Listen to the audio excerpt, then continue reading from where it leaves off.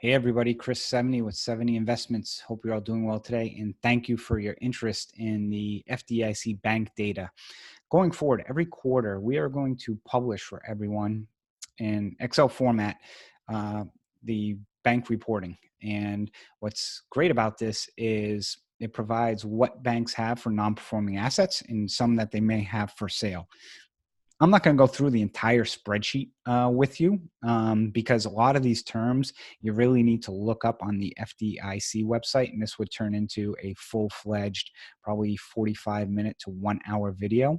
But I just wanted to show you that this is information downloaded. This is old information from Q4 of 2018 that I have here, but gives you the bank as well as their loans and leases held for sale, as well as loan loss provisions, which is how much money they're putting aside, and a bunch of information. And this is typically done, I did it on single family and so forth, and non-accrual first lien single families. A lot of information on here.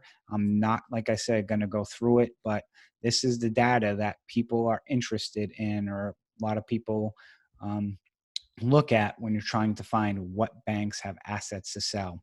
Now, what's on here doesn't mean that a bank that's not on here isn't selling assets. Banks report this data, but you could call up a bank and they may have 5 assets that they didn't plan on selling that now maybe they will.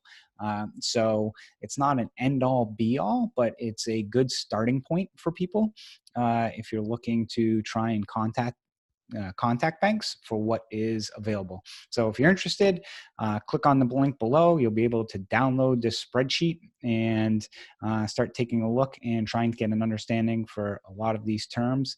As always, we appreciate your support, and make sure to follow us and listen to us on Good Deeds Not Investing podcast. Thank you all.